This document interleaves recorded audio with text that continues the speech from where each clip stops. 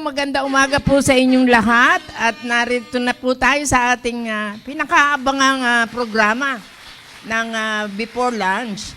At siyempre maraming salamat at nandito na naman po tayo at gusto ko lang pong batiin muna ang lahat, mga taga North, South, East, and West corners ng ating simbahan. Hello po kayong lahat dyan. At nawa ay nasa mga maayos tayong mga kalusugan at kung meron man kayo nararamdaman ay manood lang kayo at alam ko na kayo ay may matututunan at makakapagbigay ng dagdag kaalaman para sa inyong mga kalusugan. At napakaganda rin po ng topic. Actually, itutuloy natin yung diniscuss ni Ma'am Ces Ramos at nawa ay natandaan nyo pa kung ano yung mga anyway, parang mga review na lang yan, pero maganda kasi yung topic na to kasi malaking tulong para sa ating lahat. At maraming salamat at gusto ko na agad ang parang feeling ko gusto ko na araw-araw birthday ko. Anyway, hindi naman po pwede yun, kaya trabaho muna tayo ngayon. At syempre, nagpapasalamat ako kahapon, no, sa mga nanood, nagbigay ng mga tawag doon?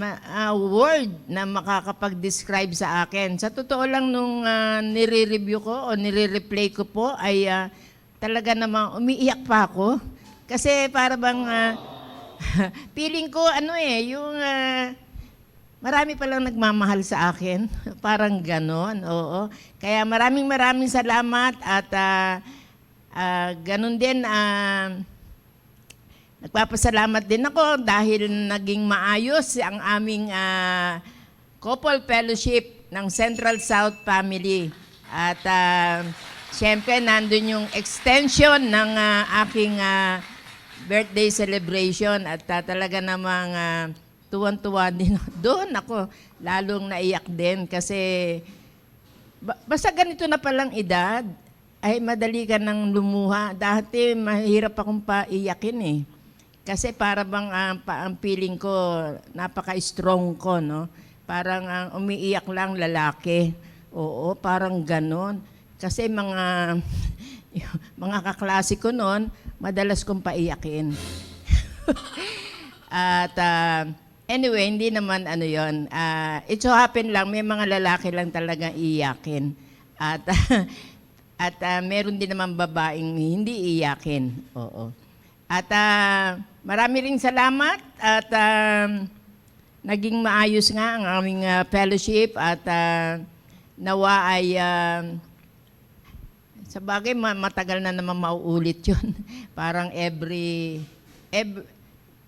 quarterly na yata kami. Pero anyway, maraming salamat sa mga naka-attend at dun sa mga hindi naka-attend.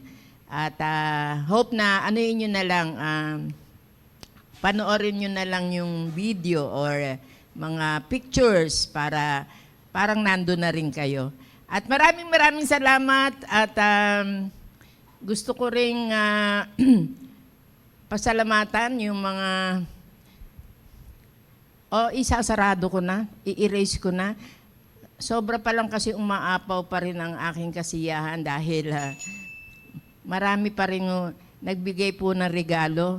Hindi po yun eh, hindi naman kaya lang gusto kong pasalamatan.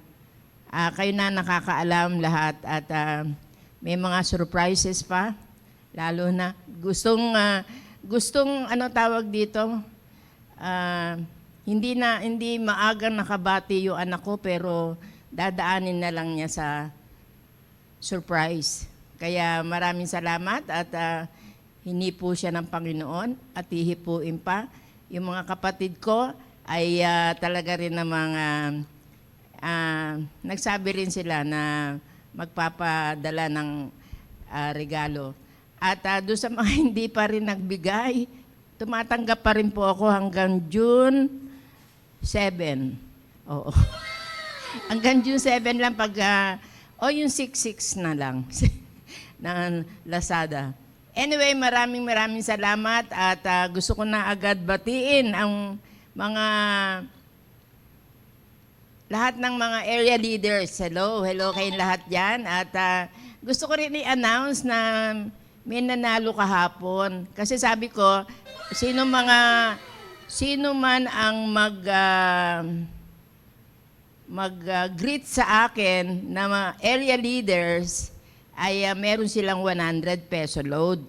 At natutuwa naman ako dahil siyempre unang-una yung aming area leader, Sir Gerald Espiritu, ay do 100 peso load lang yon, pero nakita ko rin sa kanya yung katuwaan. At isa yon. At siyempre, lahat din ng kumanta doon sa aming nagbigay ng mga special number. At doon sa kumanta ng aking favorite song, Why Have You Chosen Me? At meron din po silang mga cash gift. Oo. Maraming salamat. Sabi ko, tapos na, no? Anyway, anong tawag dito? Mga area leaders, nagpapasalamat din ako doon sa mga ating mga worldwide viewers, maging ito man ay world or nationwide. Oo. At maraming salamat at siyempre lahat kayo ay mga faithful viewers ng ating impormasyon pangkalusugan. Nagpapasalamat po ako at lagi ko sinasabi, ang Panginoon ang nakakaalam lahat. Wala pong alam niya at sino rin ang alam niya kung sino ang mga pagpapalain at dinudulog ko kayo lahat. Lalo na yung mga bumati sa akin. Talaga namang kung hindi kayo bumati, ay na-miss nyo ang blessing ng Panginoon. Or pwede pa naman humabol. Humahabol pa nga iba eh. Kaya maraming salamat at siyempre, anuhin na natin na magsimula na tayo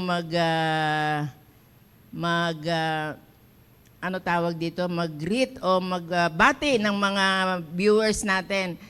Totoo lang po, maraming salamat at natutuwa ako dahil sabi ko nga kagahapon, mag-6 na taon na tayo na nagsasama-sama. Pero nandiyan kayo na laging sumusuporta sa programa ng ating simbahan. Maraming salamat at tunay na pagpalain tayo ng Panginoon. Busogan, Lola. Anyway, maraming salamat at sino ba ang una natin? Parang nakita ko kanina si Sandra, Ma'am Sandra Bergancia. Good morning, ma'am. At napakaganda rin ng mga binigay mong word para sa akin na nagpataba ng aking puso. At Ma'am Helen Hermosura, good morning, ma'am. Though hindi kayo nakarating kahapon, ay alam ko may mga importante kayong mga ginawa. Ma'am Normie Barugis, good morning, ma'am. At Ma'am Mary Gonzaga, good morning. May mga pahabo sila kahapon na pagbati. Oo. Kaya kahit gabi, pinag-pray ko pa rin ang mga hindi ko na pag-pray kahapon. Gabi na po ako nag-pray ulit. At Ma'am Helen Kapundan, maraming salamat, ma'am. At kayo talaga yung unang-una. At sino pa? Ma'am Cecil Ampig. Oo. At maraming salamat din sa pagbati. Ma'am Yang Laurena. Oo. Ko nga, sabi ko, binati ako nung mag-asawa. Oo. Yung mga mista ko. Oo. Yung ibang mga mista ko na hindi ako nabate ay doon na lang kayo sa GC natin. Ma'am Charmaine Bautista, good morning Charmaine. At Sir Johnny Ogalenola, good morning. Alam ko si Ma'am ano to eh. Ano ba pangalan? Ma'am Susan Teodoro, good morning. At Ma'am, sino pa ba? Ma'am Linda Quiñones, ayan, the ever faithful viewers. Oo. At Gretchen Bauncit, at sino pa? Ma'am Alma Obidos, at Ma'am Maylin Cosare, Rudes Nacario, Ma'am Aba Escalada, at Jocelyn Saligumba. Hello, Ma'am Jocelyn. O, sige. Wala na muna. At mamaya na namin kayo babatiin doon sa mga hahabol pa. At tawagin na natin ang ating tagapagsalita ngayon, Ma'am Ces Ramos. Good morning, Ma'am.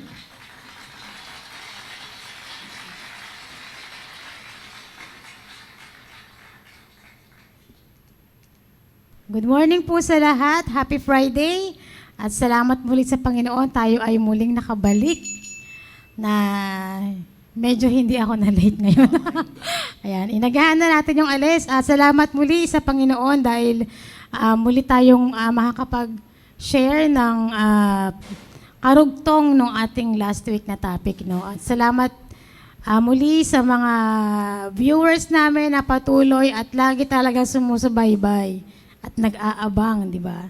Ayun. Good morning po sa lahat ng mga areas po, North, South, East, and West, especially to my Central South family. Good morning po. Okay. So, pwede na rin natin umpisahan? Yes, sige. So, sabi ko nga kanina, di ba, ito yung karugtong ng ating hindi natapos last week dahil medyo marami-rami. Ang diniscuss natin noon is yung tamang nutrition, proper nutrition for specific organ or organ-specific nutrient. Ano ba yung nutrient or vitamin, minerals na kailangan ng ating specific organ? So, last week, we discussed na yung sa nervous system, di ba, sa brain, hanggang dito sa may mid part, yan. Yan, sa number 1 natin na yung brain or yung central nervous system. Ito yung mga diniscuss natin na vitamins or minerals or yung mga specific nutrient na crucial for our brain. Yung dapat nating i-focus. Kasi talaga namang hindi maiiwasan na kumbaga, kasi wala tayong alam, wala tayong knowledge on what to do. So, napapabayaan natin talaga yung ating kalusugan when it comes to specific organ ng body natin. No? Like for example, sa brain, ano ba yung dapat dyan para ma-maintain yung cognitive health, yung mga memory, ganyan. So ano yung kailangan nutrient na i-focus? Saan galing yung pagkain na yun na mayaman sa ganung nutrient? At yun yung ating i-maintain sa ating lifestyle, o sa ating diet, to be specific. Kasama rin doon yung mga B vitamins, di ba? Kumbaga, it's very important na hindi iwanan ito kahit sabihin mong micronutrient lang siya. We also have to focus on this na isasabay natin dun sa mga main nutrient na kailangan ng ating katawan. Kasi meron actually specific nutrient na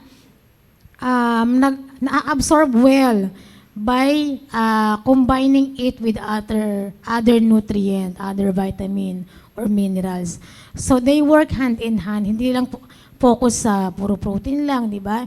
Hindi lang focus sa puro puro fats or carbs. So kailangan may mga kasabay. Kaya papasok pa rin, ma'am, yung talagang balance. Yes, balanced yung diet. sabi nga para nila, lahat yes, from A head to Z. Head to toe. Yan. Yung sustansya na kailangan ng ating katawan from head to foot. Yun yung kailangan nating i-focus. So, di ba? Yan. Pangalawa yung sa heart. Yan. Ito marami talaga eh. Maraming sa atin na nasa Philippines na marami talaga na may heart problem. Yung mga kulang sa potassium, kulang sa coenzyme Q10. So yung mga ganon, specific din discuss dito, ano ba yung pagkain na mayaman sa ganong klaseng nutrient. So yan, sa potassium, bananas, kamote, yung spinach, di ba? Sa coenzyme naman, andun yung mga lean beef and poultry, tsaka yung mga fatty fish. So all of this actually ay talaga makakatulong to maintain yung good health or good condition ng ating heart. Okay? Pangatlo, yung sa eyes natin. Discuss natin yan. So, nasa head part pa rin tayo. No? Lutein and zeaxanthin, kailangan yan to protect our eye tissue from harmful high-energy light waves. Kumbaga, di ba, lalo at our stage right now sa ano natin, no? Talagang talamak ang technology, gadgets, parang walang hindi gumagamit ngayon ng gadget. Even a small kid, and hanggang sa mga seniors, mga old age, gumagamit talaga ng gadget. Kumbaga, parang walang ano na maiwasan siya, but to protect na lang. 'Di ba? Para lang, kumbaga, hindi mapalala yung condition or hindi talagang mag-degrade yung ating mga eye health, 'di ba? So, protect na lang natin ito by eating a healthy food or yung talagang nutrient-dense food na para sa ating eyes, mayaman sa lutein. So, sample noon, yung mga dark green leafy vegetable, broccoli, and yung corn, ganyan. Vitamin A din, syempre, talagang, kumbaga, major ito eh.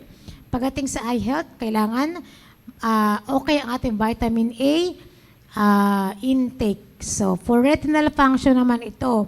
Bukod dun sa may protection ka, dun sa from the lutein and zeaxanthin, ito namang vitamin A ay sa pag-function ng ating yung retina ng ating mata. So, yun yung kailangan doon para vitamin A, yung mayaman doon. Yung kailangan para doon sa ating maayos na paningin, vision. So, yun. Vitamin A, we know na yung mga dark orange fruit, carrot, squash, yan. Mayaman sa vitamin A. And of course, okay din naman na mag-supplement na lang. Kapag talagang hindi kaya or may problema ka sa appetite, may problema ka sa resources or sa availability ng food item, you can do the supplementation. Walang problema doon. Okay. So, bones and teeth pa din tayo. Calcium primarily. And vitamin D. Actually, hindi lang to talaga sa bones and teeth. Kailangan din na mag-load up tayo nito during yung sa pregnancy, mayroong trimester sa pregnant women na kailangan maayos yung calcium and vitamin D. Bakit? Kasi may living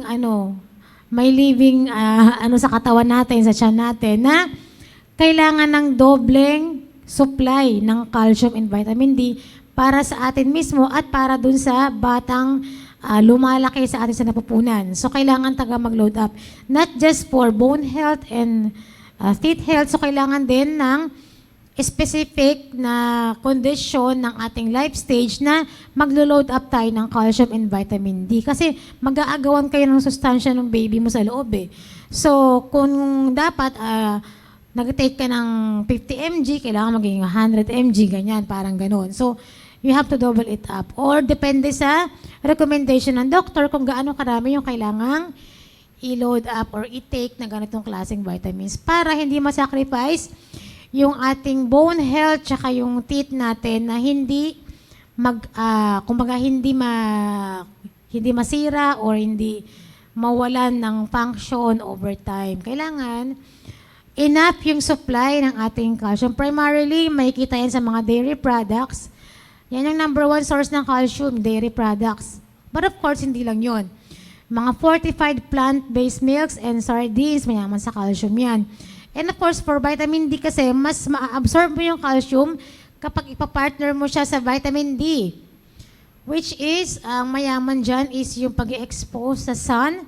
Pero as I said last week, hindi siya dapat buong araw naka-expose ka sa sun. Grabe naman, di ba? Lalo summer pa rin ngayon. May specific time lang of the day or specific ilang minutes ka lang dapat naka-expose to get the full potential, yung full source ng vitamin D sa katawan mo from the sunlight. Okay? Hindi from the UV rays, from sunlight na talaga ng yung healthy na na sunlight. Yun yung kailangan nating i-expose yung ating katawan. Kaya nga diba pag ma-experience mo na ikaw ay nagbilad ng konti, after mong magbilad, pag uwi mo na sa bahay, parang ang lakas, di ba? Parang buhay yung dugo mo. Kasi nga healthy yung pagkaka-expose sa sun. Hindi ka talagang parang na-drain or natuyot gawa nga ng sobrang exposure. So yung enough lang talaga, mga few minutes, 10 to 15 minutes, tapos between siguro 7:30, 7 to 8 o'clock para hindi pa matindi yung sakit o yung masakit yung sikat ng araw during those times. Okay. Ito na yung ating pang-5. Dito tayo na po to last week. Yung pang-5 natin na specific talaga na kailangan i-focus din is yung immune system natin. Okay? Ito yung panglaban natin sa sakit. Ano mga yung mga common na madaling makuwang sakit kapag mababa immune system? Yan, ubot sipon, yung trangkaso, yung flu, di ba? Yung mga viral diseases, viral infection, tsaka bacterial infection. So, lahat ito nakukuha natin kapag mahina or hindi malakas yung ating immune system. Yun lang kasimple yun. Vitamin C is the number 1 vitamin or nutrient na kailangan. Bakit? Stimulates the production of white blood cells. Ano ba yung ginagawa ng white blood cells? Ito yung nagpo-protect sa katawan natin sa mga stress. Di ba pag stress tayo, yun na yun eh. Ang daming hormone na lumalabas na nagpapahina ng ating immune system, which is in return, humihina yung ating defense mechanism dun sa mga bacteria, mga foreign bodies, kung ano-anong mga pumapasok, lumilipad-lipad dyan na dumadapo sa katawan natin. Humihina yung panglaban. Kumbaga sa gera mahina yung weapon. Hindi kaya. Kumbaga, isang tira lang ng bacteria, isang tira lang, isang lipad lang ng virus ay wala na. Nasakop na yung kabilang panig. So, kumbaga, ito yung nagpo-protect sa atin from oxidative stress, which is yung nagkukos ng mga sakit, maraming sakit, okay? So, it's found mostly in citrus fruits. So, yung mga mahilig sa maasim dyan, technically, it's high in vitamin C, but not all maaasim ay talagang, hindi naman porke hindi maasim hindi na mayaman sa vitamin C. Mayroon din tayong mga hindi maaasim na food item na mayaman din sa vitamin C, kaya ng bell peppers, hindi naman siya maasim, di ba? Medyo spicy pa nga siya. Pero, it's good source of vitamin C. So, saan mo siya pwede ilagay? Salads, panghalo sa lutuin, ano pa ba? Pampapak, pwede pa pinapapak to. Or, di ba yung raw, pwede mo siyang ihalo sa mga ibang fruits or vegetables na you can eat it on its own, na hindi mo kailangan lutuin. Strawberries, actually including all type of berries. Hindi lang strawberry. It's rich in vitamin C.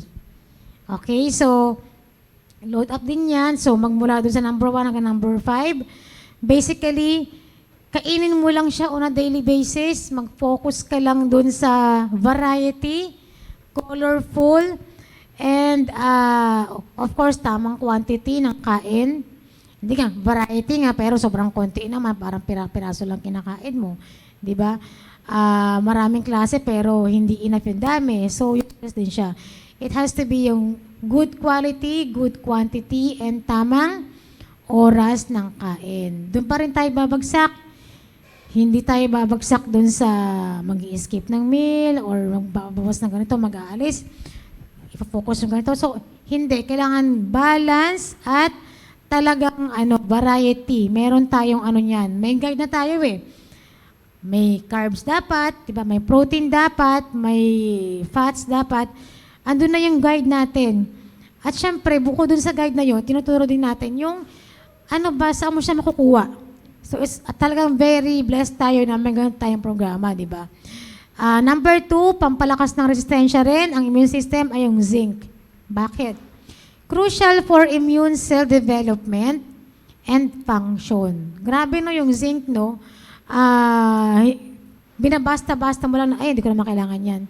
Kaya nga mayroon akong alam na vitamin supplement na may additional na zinc, may ganito, ano example, vitamin C with zinc, magnesium with zinc, kasi nga talagang ipinapartner pala ang zinc sa other vitamin supplement or vitamin or minerals na because pag pinartner mo siya doon, ay mas magaganda yung function or mas maganda yung absorption ng vitamin na yon, which is nakakalakas ng ating immune system. So, sample, meron ako iniinom ngayon na supplement na magnesium. Tapos meron siyang additional na vitamin D and zinc. Because kailangan ko siya because active, nagwo-workout, laging madalas puyat or stress. So maganda siyang panglaban para sa ating immune system. Ba, Dok? Ikaw ba ano bang iniinom mo ngayon, Dok, ng mga supplement? More on anong specific body part na pinofocus mo, na ano yung dinadamihan mo, parang ganun.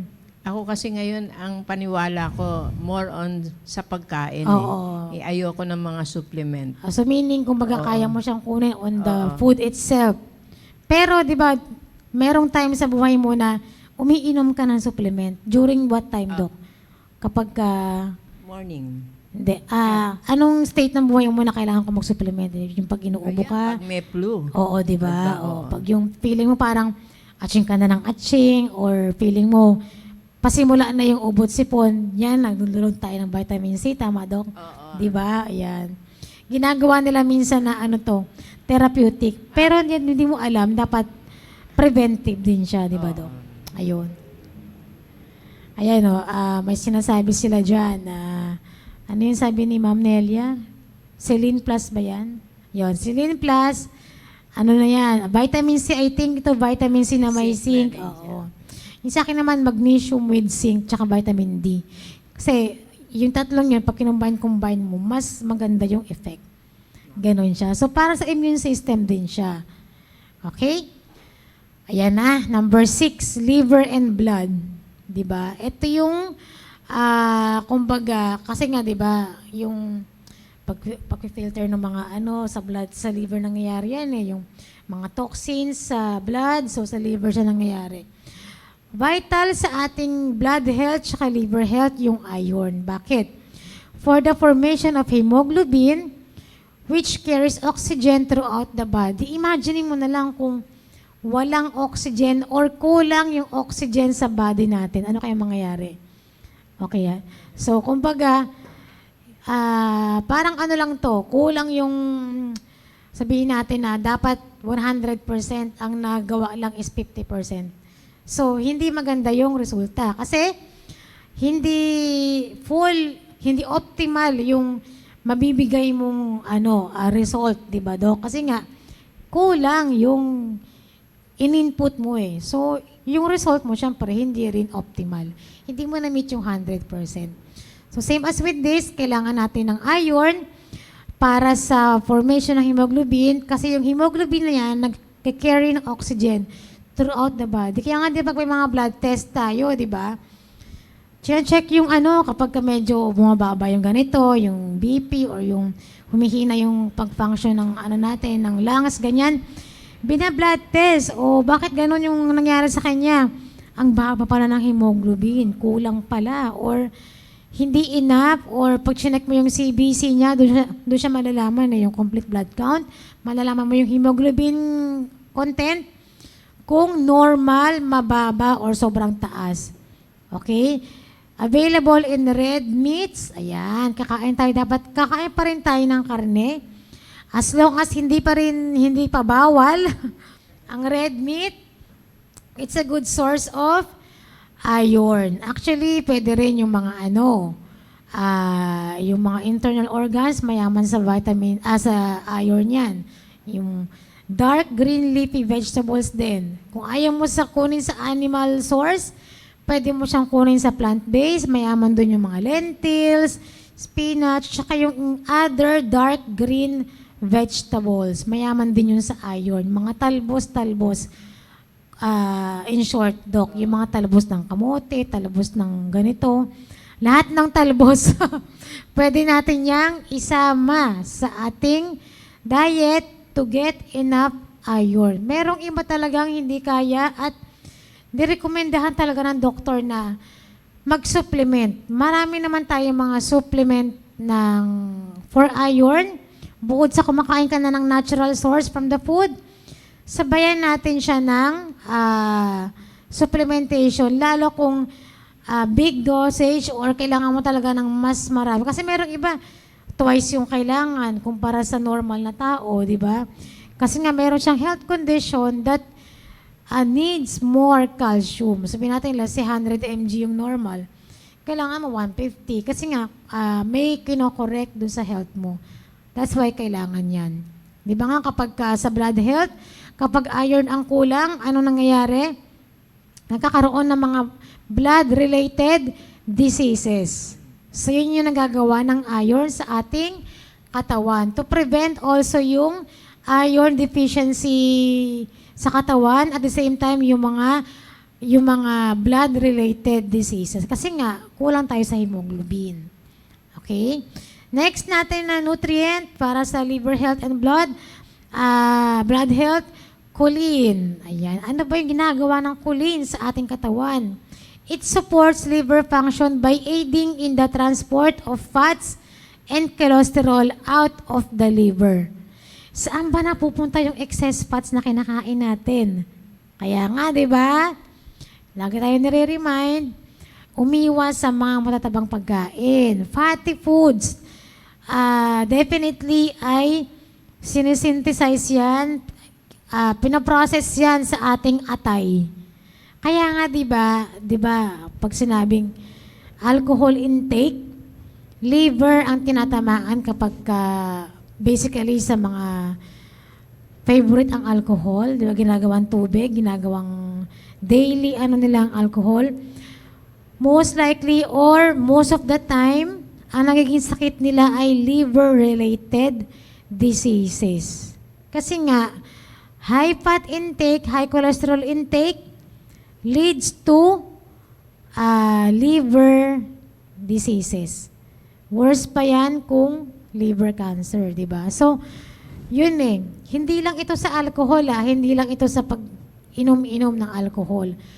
Sa mga kinakain din na sobrang taba, ginawa mo na talagang kumaga parang ginawa mo ng daily diet mo, ang fatty foods.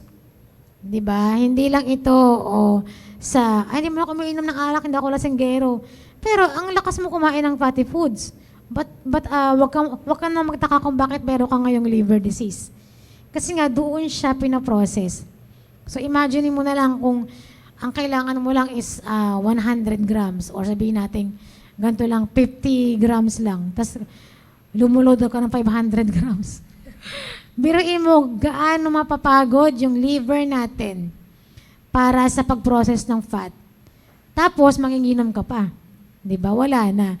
So, ang ginagawa ng choline ay inaalis niya or nagtatanggal ng mga taba out from our liver. Yun yung nagagawa ng choline. So, ngayon, yung mga, alam mo na may mga delikado na yung liver nyo. Ito na yung nutrient, vitamin supplement or nutrient na kailangan mong i-supplement sa iyong diet, daily diet. Kasi nga, yun yung benefit niya for our liver function. Okay? Makakuha siya sa, sa beef liver, egg yolks, poultry, fish, and dairy products. So, kung mapapansin ninyo, yung mga sources na to, pwede rin siya sa calcium, di ba? Sa bone health, pwede rin siya sa heart health. Kumbaga, hindi sila nagkakalayo. Yung kinakain mo para sa heart health mo, pwede rin pala siya para sa liver, di ba? Yung kinakain mo for the brain, pwede rin pala siya for bones and teeth. So, hindi talaga siya hiwa-hiwalay. Okay? So, in short, vitamins A to C. Ganon siya. Okay? Number 7, ayan. Main organ, pababa na tayo, no? So, sa liver, sa kidney na tayo ngayon. Vitamin C, manganese, and fiber. Bakit kailangan ito ng liver? It improves kidney Ng kidney. Sorry, kidney na pala. Puro ka liver, di ba? Improves kidney function. Excellent source nito ay strawberries, cauliflower, and bell peppers. Pansinin mo, di ba? Yun din yung para sa immune system kanina, di ba? Vitamin C, di ba? Pero ito, nagdagdag ng manganese and fiber. Kasi di ba, yung kidney naman natin ngayon, taga-filter naman yan ng mga excess, yung mga toxins, ganyan. Ito yung taga-filter. So just imagine kung i-filter na yung sobrang dami-dami talaga na mga toxins, di ba? Anong mangyayari sa kidney? Wala na. Ma-overfunction, ma-overload siya, mapapagod siya. Parang tayo rin bilang tao, di ba? Pag loaded tayo ng stress, loaded tayo ng activity, yung beyond dun sa capacity ng katawan natin for a specific time, anong mangyayari? Bibigay din talaga tayo. So that means our kidneys need to rest also. Kailangan din magpahinga, kailangan ding wag i-overwork ang ating mga kidneys. So basically, protein kasi ang macronutrient na talagang pinaprocess sa kidney. So kapag nag-over protein intake tayo, most likely ma-overwork din ang ating kidneys. Okay, kaya pansinin nyo yung mga nagkakaroon ng kidney disease, more on sila, yung mga kinakain nila ay talagang masyadong maraming load yung ginagawa para i-process. Like high sodium, sobrang taas ng asin mo sa katawan, di ba? So, damay-damay na yan. Liver, kidney, ang daming naapektuhang other organs, hindi lang kidney. Kasi nga, pwede mo makonsider na main organ itong kidneys natin. Pag ito yung na-malfunction, pwede madama yung liver, pwede madama yung pancreas, pwede madama yung heart. So, wag natin pabayaan na masira yung ating kidney. Ito yung focus. Vitamin C, manganese, at fiber. Polyphenols and oleic acid, kailangan dito ng kidney. Bakit? Yun nga, para to help din yung mga other nutrients na yan to improve yung functions. Excellent source niya is olive oil because of its high monounsaturated fats. So it's good also to consume these nutrients kasi nga for kidney health. Ano ba yung kailangan iwasan para maging healthy ang kidneys? Yung mga pre-metabolized protein, which is makikita yan o makukuha yan sa mga processed meat, tsaka sa mga yung mga powderized protein, yung powder form, yung mga whey protein, mga protein shake, ano pa ba? Yung mga mabilisan ba na protein source, doon tayo iiwas. Bakit? Kasi hindi yan dumadaan sa digestion process. So therefore, directed na yan na ipaprocess ng kidney once na kinonsume mo siya. Unfortunately, meron pa tayong kinakain ng iba pang source ng protein bukod dun sa pre-metabolized. Kung baka nagpatong-patong siya. Umiinom ka na ng protein shake, kumakain ka pa ng chicken breast, kumakain ka pa ng egg, kumakain ka pa ng fish. So, ang dami-dami ng protein na naloload up dun sa kidneys natin, which is mapapagod na siya. So, yun. Kailangan suportahan natin ng tamang nutrient for our kidney health. And then, muscular system, ito na yung last, no? Muscular system, yan, yung mga muscles natin. Kailangan nito ay complex carbohydrates and protein. Naka-specify dito, hindi lang basta-basta carbohydrates. Kasi pag sinabing carbohydrates, basta energy-giving, carbohydrates yan. Naka-specify dito, complex. Bakit? Kasi yung complex, it's high in fiber also. Hindi siya madaling ma-digest. Therefore, matagal siya magiging sugar or glucose, hindi madaling ma-store as fat. So, bakit magka-partner yung carbs and protein?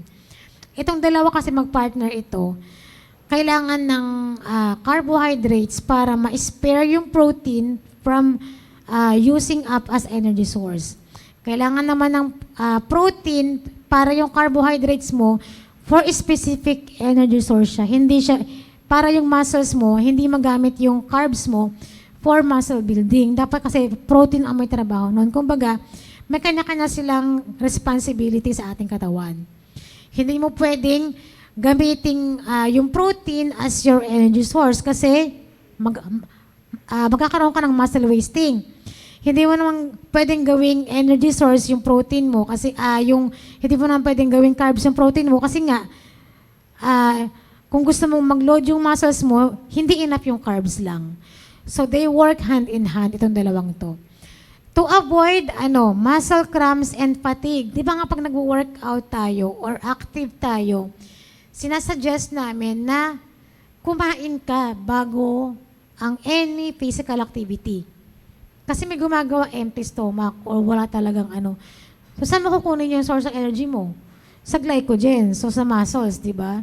So, hindi mo ma-maintain yung muscle health mo kung wala kang ganito, kung walang enough carbs and protein. Pwede ka magkaroon ng muscle cramps and fatigue. Of course, mahina kasi nga walang enough source ng energy. Okay, ganun lang kasimpleng i-explain yun. Papansinin nyo kapag ka nag-workout or kapag ka talagang heavy yung ginawa mo activity for the day, sabihin mo, bakit parang fatigue ka na, burn? Kasi nga, pansinin mo, ay, hindi pala ako nakakain ng ganito. Hindi pala ako nakakain ng lunch or breakfast, kaya pala parang hinang-hina ako. Tapos nag-workout ka, parang feeling mo, yung mga muscles parang hindi malakas, parang feeling mo mahina pa din. Because hindi ka kumain ng tama before you do any activity. So, excellent source nito, whole grain breads or pastas, root crops, and lean meats. Ayan, di ba?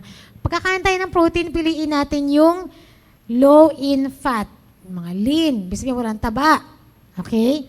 Yun yung mga good source ng low fat protein na sasabay mo rin sa iyong complex carbs. Okay? Fatty acids, kailangan ng muscular system. Bakit? Lalo sa mga high impact activity, yung mga athletes, yung mga talagang may sports. Performance during intense physical activity. Even yung ating, kahit hindi sports yung mabibigat na work, pahinante, construction worker, yan. Lahat ng yan, yung talagang nagbubuhat ka ng mabigat, kailangan mo nito, fatty acids. Ito yung sinasabi nilang good fats. Hindi lang sinasabing, taba, fat, pwede kang kumain yan. Kailangan good fats, okay? Ang magandang source niyan, oily fishes. Diniscuss ko yan dun sa number 1 pa lang, di ba, sa brain health. Yung omega-3, omega-6, yan. Alam mo na rin kung anong isda na pwede mo kainin, bangus, salmon, sardines, di ba? Flax seeds, chia, soybeans, and olive oil. Ito yung mayayaman sa healthy fats. So just imagine from number 1 to number 8, kainin mo lang yung vitamins A to C, samahan mo ng macronutrients, carbs, protein, and fat. Definitely, makakaiwas tayo sa organ-specific diseases. So, kung sino man sa mga viewers namin na may specific organ ka na gustong gawing healthy, halimbawa, yung mga muscles mo nga, yung mga bones mo mahina na, doon, i-recall nyo lang, i-repeat nyo lang, i-review nyo lang yung ating topic. Ano ba yung i-focus kong nutrient for that specific body part? O, di ba, Doc? Sa heart, or yung sa brain ko, yung cognitive ko, yung memory ko, mahina na. Ano ba yung kailangan kong kainin for that? Di ba? So, i-recall mo lang siya. Ma'am, paano naman kung malalaman nila yung amount? Gaano karami ang kakainin mo for that specific organs? Yung kung ilang serving, ganyan. Ganun. Actually, Wala namang mahirap i-explain ngayon kasi nga, it has to be specific Baka makapagsabi ako ng hindi tama. Hindi ko memorize lahat ng ilang mg yung kailangan mong zinc, ganyan. So, pwede mo siyang i-search. Actually, pero yung mga nasa Google kasi, generalize siya. Hindi siya individualize. Magbibigay siya doon ng range lang kung ito yung specific mo para sa age mo, sa gender mo. Ito yung quantity na kailangan mo for specific age or gender, di ba? So, It also depends din kapag ka may specific ka pa na health condition. Kasi hindi lahat pwedeng mag-magnesium, di ba? Lalo yung, yan, potassium, hindi pwedeng lahat damihan. Pag may kidney problem ka, ganyan, hindi na pa pwedeng maraming magnesium and potassium. So, depende pa rin. Pero, if you search it sa Google, meron kayong makikitang range lang kung gaano kadami. Tapos, sa isang specific food item, ilan yung mabibigay ng mg ng bawat calcium, ganyan. Sa isang glass ng milk, ilang calcium, depende yan. So, it's also good na tumitingin kayo ng food label kapag bibili kayo ng product. May naka-specify rin gaano bang, ilang mg ba yung vitamin C neto. Even sa mga supplement na binibili mo, iniinom mo, may kita mo dyan, ilang mg ba ng vitamin E yung meron dito. Diba? Tapos, i-search mo, gaano yung, ilang mg yung kailangan mo for specific body mo. Ganon siya. Ayun, may sinasabi si Ma'am Normie Barugis. Okay. Ganitong topic. Dahil sa mga food ngayon, mostly easy food para, diba? So, kumbaga, syempre, talamak kayo yun talaga yung mga fast food, mga instant. Nandyan lang yan. Pero iba pa rin yung may knowledge tayo on how to prevent yung sakit kahit ganito yung ang sistema ng food sa atin, di ba? Meron pa rin tayong free will kung yan kakainin mo or mag-prepare ka ng sarili mong food. Mas maganda pa rin talaga na alam mo kung ano yung kinakain mo. Ito, source to ng ganito, source to no. So, alam mo o pag kumain ka ng ganito, fast food, instant, alam mo na yung kapalit niyan. So, iba kasi pag may knowledge ka, isa wala kang alam, di ba? So, yan. Sige. Wala namang mga questions, no? Last na ba yan? Yes, last na po ito. So, I hope na may natutunan po tayo sa ating 2 weeks na diniscuss, no? Patungkol sa specific body part mula head to toe, di ba? Head to foot, pati muscles kung meron ako nakaligtaan, sige, i-recall ko yan. Kung meron akong na-miss out or meron kayong suggestion na specific pa na nakalimutan ko dun sa topic, no? Pwede kayo mag-suggest or yung mga gusto nyong i-topic natin sa mga susunod na nutrition, topic sa mga susunod na Friday. Sige, batiin din natin muna yung mga humabol. Yan. Oo. Si Ma'am Aba Escalada. Good morning, Ma'am Aba. Ma'am Rubes Nacario. At Jocelyn Saligumba. Taga saan ba si Jocelyn? Ma'am Sally Guyena. Good morning, ma'am. At sabi ni Ma'am Ellen Hermosura, nasa Tanay pala siya. Kaya pala wala siya. Oo, kahapon. Ayan. Ma'am Linda Quiñones, binabati ka, Ma'am Si Ces. Ma'am Yang. Yang, good morning, Ma'am. Oo. Ma'am Belia Quiñones. Yun. Ma'am Nelia Villanueva. Good morning, Si ma'am. Ma'am Rubes Nacario. Tama ba? Ah. Morning po. Thank you din po and God bless. Ma'am Reyda Salem Biray. Good morning, ma'am. Okay. Abi Alcampado, Kaindoy. Good morning, ma'am. At salamat sa panonood. Ma'am Mirna Alianige. James Kipid. At Sir Jeffrey Omsat. Okay, sino pa? Ma'am Del Bisuelo, good morning, ma'am. Sa Ramos pa to okay. Ayan. Yan. Thank you so much sa pagsubaybay at sana ay hindi lang tayo nakarinig, ma-apply natin sa ating family, sa ating sarili, o pa talagang makatulong, ma-maximize natin yung information na naririnig natin, no? So, this time kami ay papaalam na, pero syempre, hindi ibig sabihin ay aalis na kayo dyan dahil meron pa tayong susunod na programa, ang The Baptist Lunch. Araw ngayon ng mga tatay. Pero syempre, pero syempre, kailangan mas maganda buong family ay makapakinig at buong family ay ma-bless. Kaya wag po kayong aalis dahil susunod na po ang The Baptist Lunch. See you next week.